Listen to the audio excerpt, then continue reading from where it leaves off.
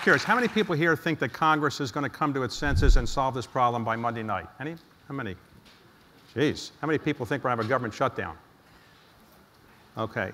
Let me explain my analogy and what I think is going to happen. Maybe some of you have heard me say this before.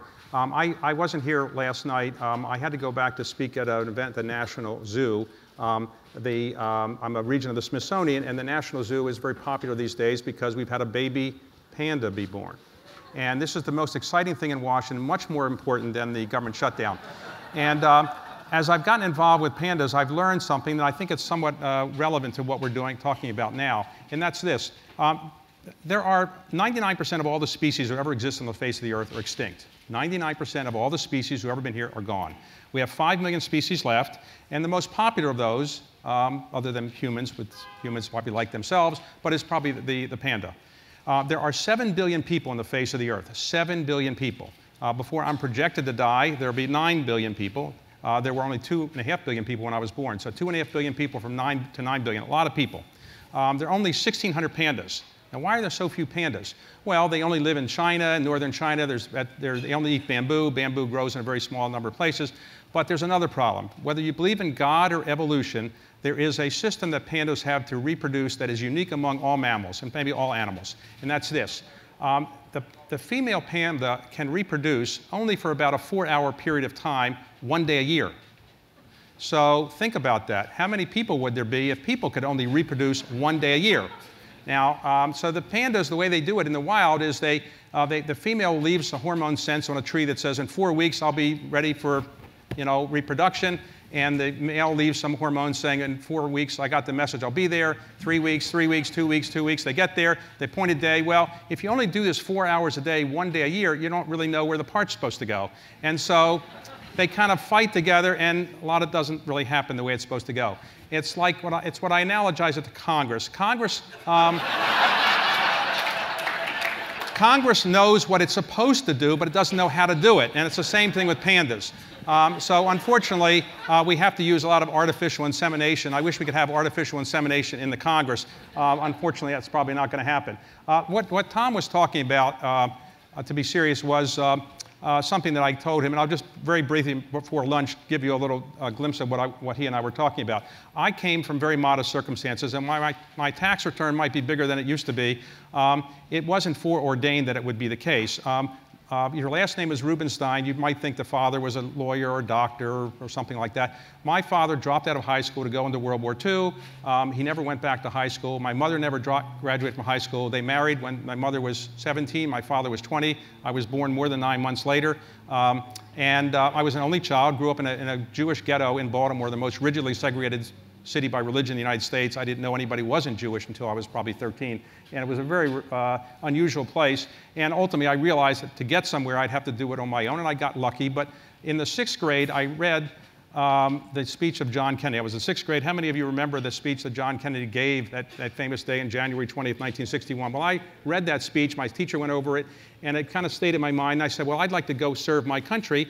And so I decided I'd become a lawyer and try to go serve my country. I didn't have the charm, the good looks, the money of John Kennedy, but I thought that maybe I could help as an advisor. So I got a scholarship to go to Duke, and I got a scholarship to go to the University of Chicago Law School, and I went to work for the man who wrote that great speech with John Kennedy, Ted Sorensen. He was at a firm in New York, Paul Weiss, Rifkin, Morton, and Garrison. And after a while, I practiced law for a couple of years, and I was willing to want to go to Washington. I told my colleagues, well, I think I'm going to leave. None of them said, don't. I told my clients I might get out of the practice of law, I have to turn over your case to somebody else. They said, that'd be fine. So I got the hint. I got the hint that I wasn't a great lawyer. I got the hint. And finally, I got a job with a man that Ted Sorensen said would be the next president of the United States. 1976, I became his chief counsel, and I thought I'd be on my way to the White House. The man's name was Birch Bayh. Any of you remember him? I joined, and 30 days later, he dropped out of running for president. He dropped out because in this state, he came behind the anti-abortion candidate, Ellen McCormick, and he came in 5th, and he dropped out. So I figured I wasn't a great lawyer, and I obviously wasn't a great political person. 30 days after I joined a campaign, I was out of a job, practically. And so as it may have happened to some of you, I got a call out of the blue that changed my life, and if I hadn't been there to take the call, I don't know what I would have done. The call was, would you like to join another presidential campaign? And of course, I rolled my eyes, and I said, who is it for? And they said, Jimmy Carter. Jimmy Carter, I guess I've heard of him. Okay. So I went to work in the general election part of the campaign, and when I joined Carter, he was 33 points ahead, and he won by 1 point. So Carter often said, like, what was your contribution? Well, White House staffs are not filled on merit, and as all of you may know, they tend to be filled by people working the campaign. So I became, at 27, the Deputy Domestic Policy Advisor to the President of the United States, 3 years out of law school. Now, I wasn't qualified to be the Deputy Domestic Policy Advisor to the President of the United States, but most people in that administration weren't qualified, I felt, so I wouldn't have stood out. And I managed to get inflation to 19%, very difficult to do. Got mortgage rates at 22%, even harder to do. And there was a rumor that if Carter was reelected, I would be the second-term top domestic advisor. And on the strength of that rumor, President Carter thinks he lost the election. Who knows? So as Harry Truman said, if you want a friend in Washington, get a dog. All the people tell me how bright I was, and they would hire me. I started calling them, and none of them would hire me. None of them.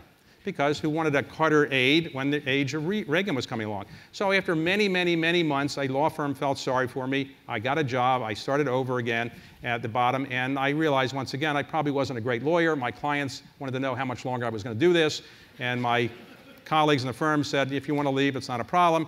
So I took a chance. And I read that on average, an entrepreneur will do something between the age of 28 and 37. Now, there's always a Bill Gates and there's always a Mark Zuckerberg, but most entrepreneurs start their first business between 28 and 37.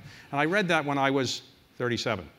So I said, okay, I got to do something different. So I decided to start a business in Washington, and with 3 other people, and I raised $5 million, and we built a company that became a very large private equity firm.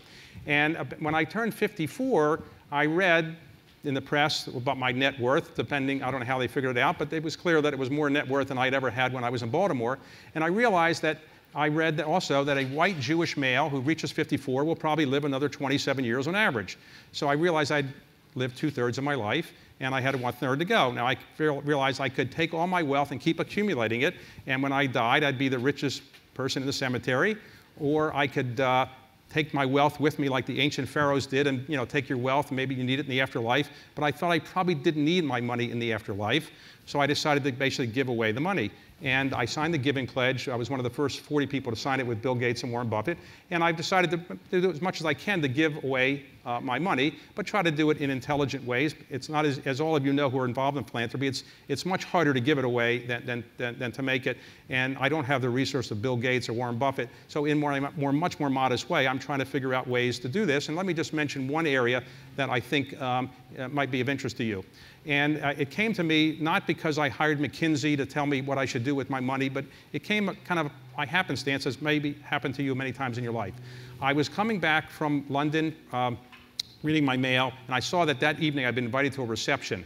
And the reception was at Sotheby's. And I'm not an art collector, so I'd never been to Sotheby's. And it said, you can get a chance to see the Magna Carta. I said, okay, I never saw the Magna Carta. I'll go see it.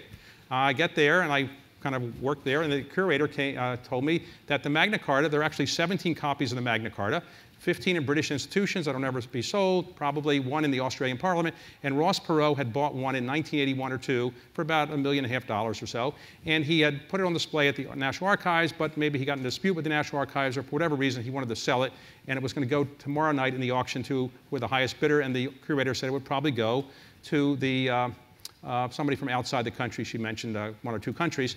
And so right then and there, I said, uh-oh, that's not a good. It's the inspiration for the Declaration of Independence, the inspiration for the Constitution, the Bill of Rights, and the things that enable me to rise up from modest circumstances are kind of the freedoms that are embodied in these documents. So I really want to do something about it. I decided I was going to go buy the Magna Carta.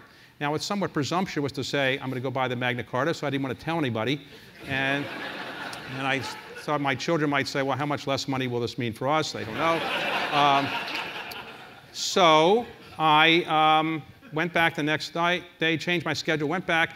I get back to Sotheby's the next night, 7 o'clock, the auction starts. I get there at 5 of 7.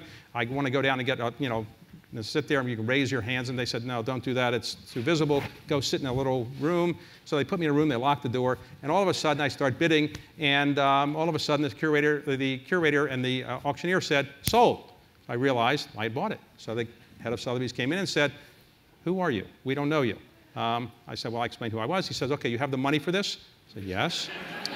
Okay. He says, okay, well, we won't tell anybody who won, because we keep things secret, but there are 100 reporters who want to know who bought the Magna Carta and what's going to happen to it. So I said, no, I want to tell them. I'm going to go out and tell them. So I said that I was going to give it on a long-term loan, and on my death it would go to the National Archives as a down payment on my obligations to repay this country for the good fortune I've had. Because I realized, as I thought about that I've been very fortunate, my family's been very fortunate, and I really have been able to do this in this country, which has these incredible freedoms, and this made people like me from modest circumstances be able to rise up. So I did that, and today it is there, and anybody can see it. And I got in the habit of buying other historic documents, making sure Americans would know that they were around and recognize the importance of the freedoms in those documents. So the Declaration of Independence or the Emancipation Proclamation. I bought a rare copy of the Emancipation Proclamation and I gave it to the President. It's in the Oval Office now, and other documents like that. I recently bought a rare copy of the 13th Amendment, which ended slavery, and giving that to the African American History and Culture Museum. And by doing this, I'm trying to convince people a bit that not only you should learn more about our country and the great freedoms it has that enable people like me to do what we've done, but do something that I call patriotic philanthropy, giving back to your country. And what I was referring to earlier in the session with Larry is that all of us here, if we can be at this session, presumably you've been very successful in life, and therefore this country has made it possible for you to be successful. And so maybe when you're thinking about philanthropy, yes, it's important to give to universities and the medical research, and I try to do as much of that as possible, but give things back to your country as well, because our country doesn't have the resources it once had. It just doesn't. And therefore, if you can give to organizations like the National Archives, the Smithsonian, the Kennedy Center, or the National Park System, other things like that, I think it's a good thing to do. And I recently did something that got more attention than anything else I've done, though I wasn't by far the most significant thing I think I did. But when the Washington Monument had an earthquake, I decided I would put up the money to help repair it. I said, I'll put it all up. Ultimately, Congress said, no, we want some credit for helping do something, so we'll put up half of it. So they put up the half of it. And recently, when there's scaffolding there, if any of you from Washington see, the scaffolding is more beautiful than it was before, and some people want me to keep the scaffolding up. Anyway, recently, I had a chance to go up on the outside of the Washington Monument.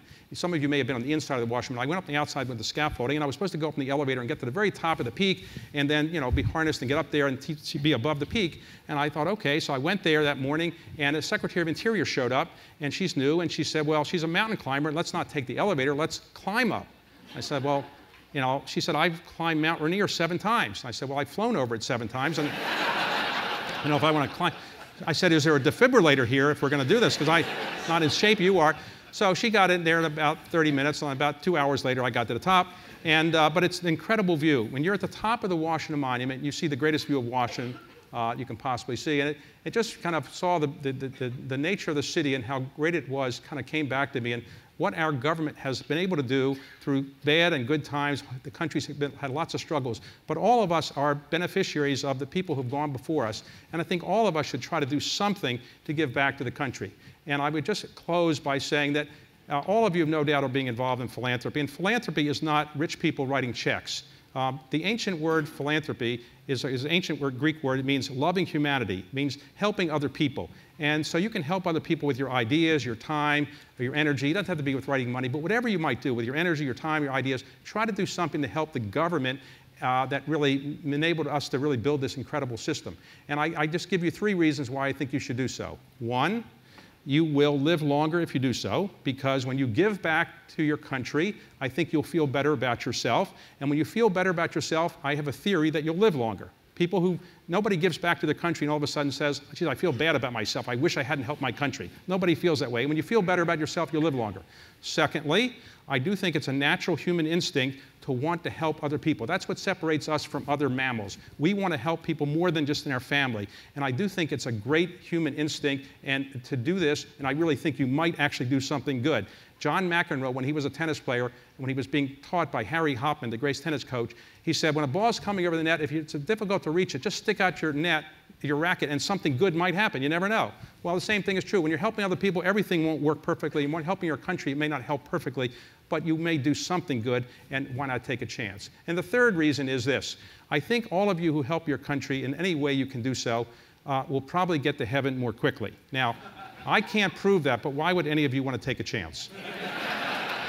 So, thank you very much.